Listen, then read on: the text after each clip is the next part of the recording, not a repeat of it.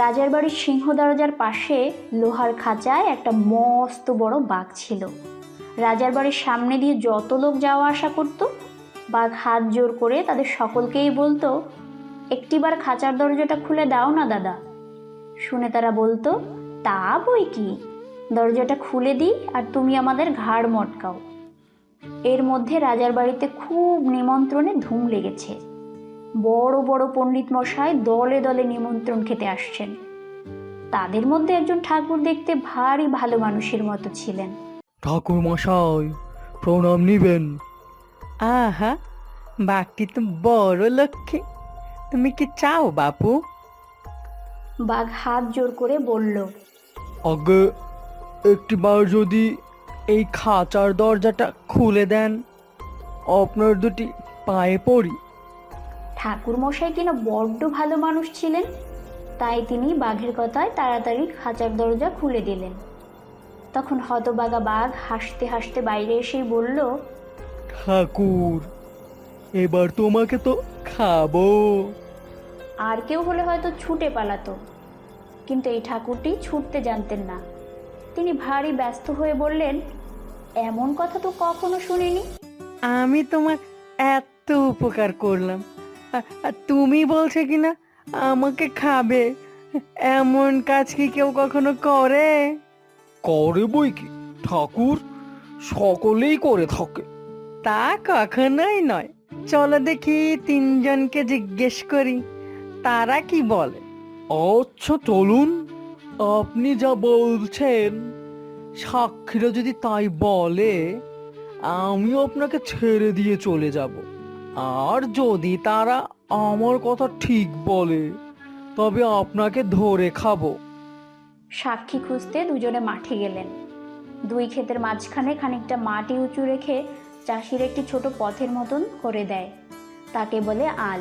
ঠাকুরমশাই সেই আল দেখিয়ে বললেন, এই আমার একজন সাক্ষী।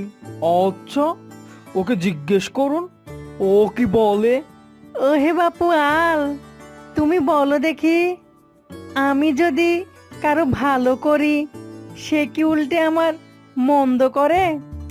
করে বই কি ঠাকুর, এই আমাকে দিয়েই দেখুন না। দুই চাষার ক্ষেতের মাঝখানে আমি থাকি, তাদের কত উপকার করি। একজনের জমি আরেকজন নিয়ে যেতে পারে না, একজনের ক্ষেতের জল আরেকজনের ক্ষেতে চলে যায় না। আমি তাদের এত উপকার করি, তবু হতভাগারা লাঙল দিয়ে আমাকে কেটে তাদের ক্ষেত বাড়িয়ে নেয়।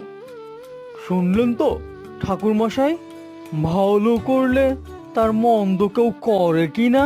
থামো, আমার আরো দুজন সাক্ষী আছে। আচ্ছা চলুন। মাঠের মাঝখানে একটা বট গাছ ছিল। ঠাকুরমশাই তাকে দেখিয়ে বললেন, ওই আমার আরেকজন সাক্ষী। ওই আমার একজন সাক্ষী। আচ্ছা, ওকে জিজ্ঞেস করুন, দেখি ও কি বলে। বাপু বটগাছ, তোমার তো অনেক বয়স হয়েছে, অনেক দেখেছো শুনেছ। বলো দেখি, উপকার যে করে তার অপকার কি কেউ করে? তাই তো লোক আগে করে। ওই লোকগুলো আমার ছায়ায় বসে ঠান্ডা হয়েছে আর আমাকে খুঁচিয়ে আমার আঠা বের করছে, আবার সেই আঠা রাখবার জন্য আমারই পাতা ছিঁড়ছে। তারপর ওই দেখুন আমার ডালটা ভেঙে নিয়ে চলেছে। কি ঠাকুর মশাই, ও কি বলছে শুনছেন? তখন ঠাকুর মশাই তো মুশকিলে পড়লেন, আর কি বলবেন ভেবে ঠিক করতে পারলেন না। এমন সময় সেখান দিয়ে একটা শিয়াল যাচ্ছিল। ঠাকুরমশাই সেই শিয়ালকে দেখিয়ে বললেন, ওই আমার আরেকজন সাক্ষী, দেখি ও কি বলে। শিয়াল পণ্ডিত, একটু দাঁড়াও, তুমি আমার সাক্ষী। শিয়াল দাঁড়ালো, কিন্তু কাছে আসতে রাজি হলো না। সে কি কথা, আমি কি করে আপনার সাক্ষী হলো? বলো দেখি বাপু, যে ভালো করে তার মন্দ কি কেউ করে? কার কি ভালো কে করেছিল আর কার কি মন্দ কে করেছে, শুনলে তবে বলতে পারি। শিয়াল যেহেতু খুব চালাক, সে সহজেই বুঝতে পারলো বাঘ কিছু একটা অঘটন ঘটিয়েছে। বাঘ খাঁচার ভিতর ছিল আর আমি ব্রাহ্মণ পথ দিয়ে যাচ্ছিলাম। এটা বড় শক্ত কথা হলো, তাই খাঁচার সেই পথ না দেখলে আমি কিছুই বলতে পারবো না। কাজেই সকলকে আবার সেই খাঁচার কাছে আসতে হলো। শিয়াল অনেকক্ষণ সেই খাঁচার চারধারে পায়চারি করতে বলল, আচ্ছা, খাঁচার পথ বুঝতে পেরেছি, এখন কি হয়েছে বলুন। দাঁড়ান, অত তাড়াতাড়ি করবেন না, আগে এটুকু বেশ করে বুঝে নেই। কি বললেন? বাঘ আপনার বামন ছিল আর পথটা খাঁচার ভেতর দিয়ে যাচ্ছিল? দূর গাধা, বাঘ খাঁচার ভিতর ছিল আর বামন পথ দিয়ে যাচ্ছিল। রসো দেখি, বামন খাঁচার ভেতর ছিল আর বাঘ পথ দিয়ে যাচ্ছিল। আরে বোকা, তা নয়, বাঘ খাঁচার ভেতর ছিল, বামন পথ দিয়ে যাচ্ছিল।